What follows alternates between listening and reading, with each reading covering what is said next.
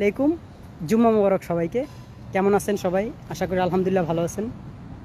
আলহামদুলিল্লাহ জুম্মার নামাজটা পড়ে আসলাম। আল্লাহ তাআলা যে এই জুম্মার নামাজটাও ভাগ্যে লিখেছেন এর জন্য কালেমাতে শুকুর করি আলহামদুলিল্লাহ। আর সবথেকে বড় কথা হচ্ছে, আমি যে কথাটা আপনাদেরকে সবসময় বলি যে সবাই নামাজ পড়েন। আমাদের বাংলাদেশে এখনও যেহেতু নামাজের সময় হয়নি, হলে সবাই নামাজটা পড়ে নেবেন।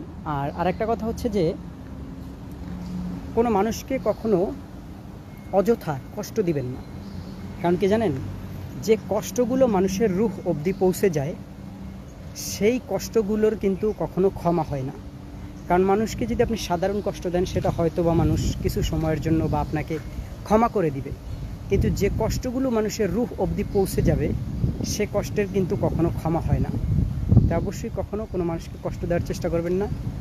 চাইবেন যে যদি মনে করেন যে আপনার থেকে আপনি কোনো একটা কথা বলার কারণে কোনো একটা মানুষ আপনার থেকে কষ্ট পেয়ে গেছে, তার কাছ থেকে ক্ষমা চেয়ে নেবেন বা তাকে অন্যভাবে বুঝিয়ে দিবেন যে আমি কথাটা ভুলে বলে ফেলছি, আমাকে মাফ করে দিন। কারণ মানুষকে কষ্ট দেওয়া কখনোই এটা আল্লাহ তাআলাও পছন্দ করে না এবং আমাদের ধর্মের ভিতরেও এটা নেই। ভালো থাকবেন সবাই, সবাইকে জুম্মা মোবারক আবারও। আর সবাইকে এটাই বলতে চাই যে আপনারা নামাজ পড়েন, আপনাদের সন্তানদেরকেও নামাজ পড়া শিখান, ইসলামের পথে আনবেন। দেখবেন আপনাদের সন্তান কখনোই সে বড় হয়ে বা বিবাহ করুক আপনাদের